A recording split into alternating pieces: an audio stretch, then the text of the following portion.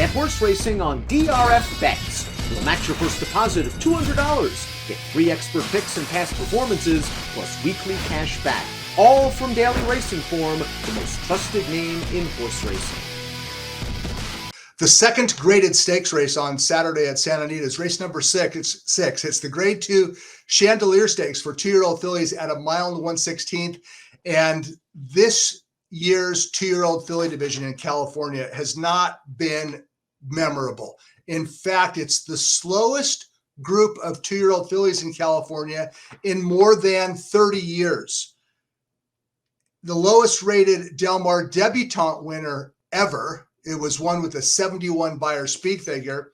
And the highest speed figure earned this summer in California by a 2-year-old filly was 77 by a filly named Hunting Coco, who we're going to look at in a little bit. The point is this.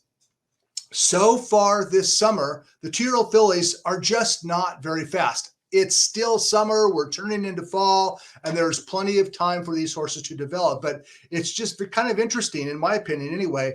Looking back over the years, since Beyer speed figures came out in 1990, there has never been a slower summer in California for 2-year-old fillies. So far, it's not really a great group. Now, as far as the Chandelier significance on the Breeders' Cup Juvenile fillies, and by the way, the Chandelier is a win in your end for the Breeders' Cup Juvenile fillies. The last time that a Chandelier winner went on to win the Breeders' Cup was 2015. That was Songbird. Before that, you have to go back to early 2000, 2003, 2004, 2008, when Half Bridled, Sweet Cat of Mine, and Stardom Bound went from the Chandelier, it used to be called the Oak Leaf, Chandelier Stakes win into the Breeders' Cup, and then it was 2015 when Songbird. It has been a productive race over the years, over the last 20 years for Breeders' Cup winners, and we're going to find out a little bit more about this division when they stretch out for the first time on Saturday. And one of the reasons why I'm going with a new face, in that she's not really a new face, but she's only making her second career start. One of the reasons I'll be going for this relatively lightly raced filly is out of lack of respect for the ones that we have seen already. Let's take a look at the field for the Chandelier Stakes. It's race number 6, 1 mile and 1/16, a field of 7. You have the Del Mar debutante winner and Tell Me No Lies, the Del Mar debutante runner-up Home Cooking, the highest rated 2-year-old filly of summer, Hunting Coco, with her 77 Beyer speed figure. But the filly that I'm really, really looking forward to watching run is number 7, Justique. And we're going to talk about her in a minute. But first, let's talk about the 2 most accomplished fillies in the field because, well, they ran 1-2 in the Del Mar debutante. And I'm referring to And Tell Me No Lies and Home Cooking. And we're going to take a look at the stretch run of the Del Mar debutante. It was 7 furlongs and turning for Home Cooking on the inside. She has the race won. And Tell Me No Lies on the outside. She has second place locked up, right? Well, not yet. Home Cooking, in fact, with a 3-length lead at the 8th pole, she should be gone. Baffert trainees don't usually lose their punch, but Home Cooking, she ran her final furlong in 13-2, 13.39 to be exact, and Tell Me No Lies was able to take advantage of that slowdown of Home Cooking and was up late. After you watch this segment, go back and watch the entire race and take a look at And Tell Me No Lies trip. She overcame a compromising trip. She got shuffled back. She had to wait for room. The runner-up, eventual runner-up, Home Cooking had the tactical advantage. Home Cooking was going fast up on the front end. I get that. But And Tell Me No Lies overcame a compromising trip that might have gotten a lesser 2-year-old filly beat. I think that And Tell Me No Lies is a better filly than that 71 Beyer speed figure suggests. You might also say the same thing for Home Cooking because she pressed she went the opening half, the first half mile of that 7 furlong race in 44-1. She was smoking on the front end.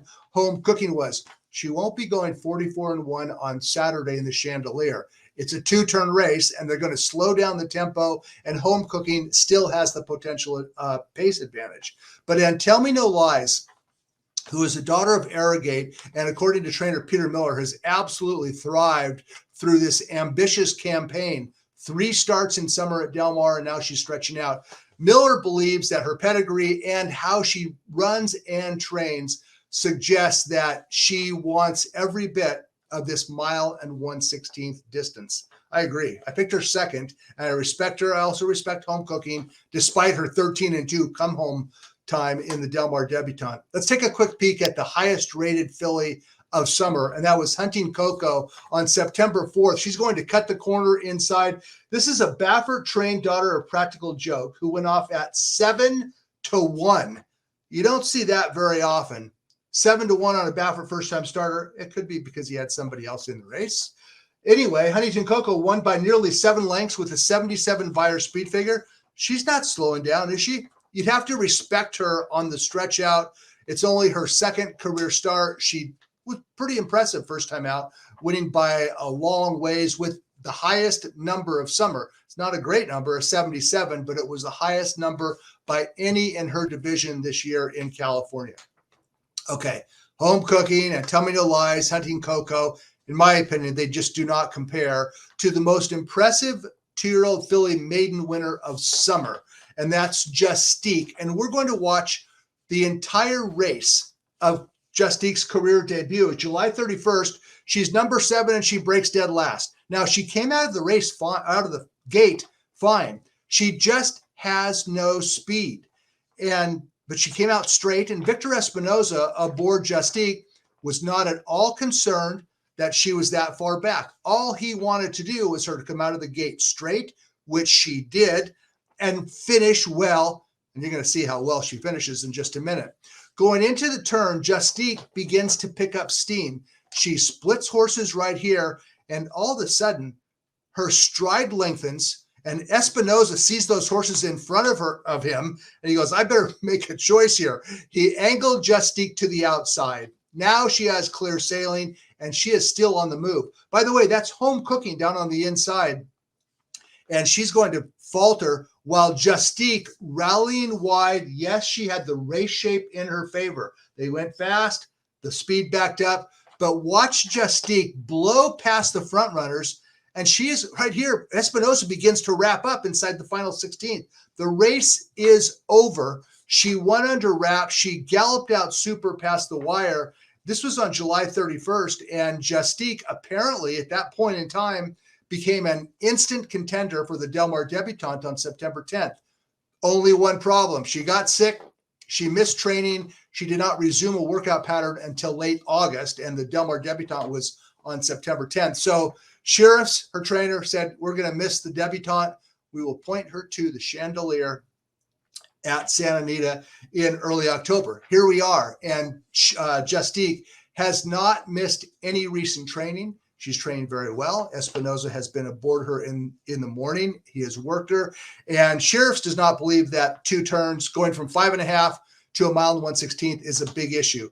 I don't think it is either, just from a sporting perspective. So Justique, in my opinion, is a potential star. She's going to have to do more than win a maiden race. And from a betting standpoint, I would not blame anyone for being skeptical about a closing sprinter on the stretch out.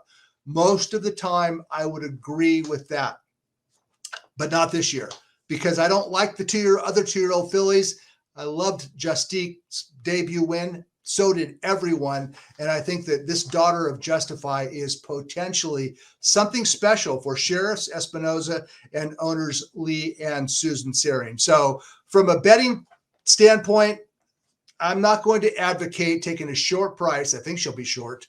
2-1, maybe 8-5, 5-2, somewhere in there. Anyway, I don't even know if she'll be favored, but I don't have any interest in backing a horse at relatively low odds, trying to do what Justique is attempting on Saturday. Go from a closing sprint win to a 2-turn grade 2 win around 2 turns. There you go. Stretching out for the second career start off a 72 Beyer speed figure. I like her anyway. I think Justique could potentially be something special. I want to throw out one really insane, crazy idea.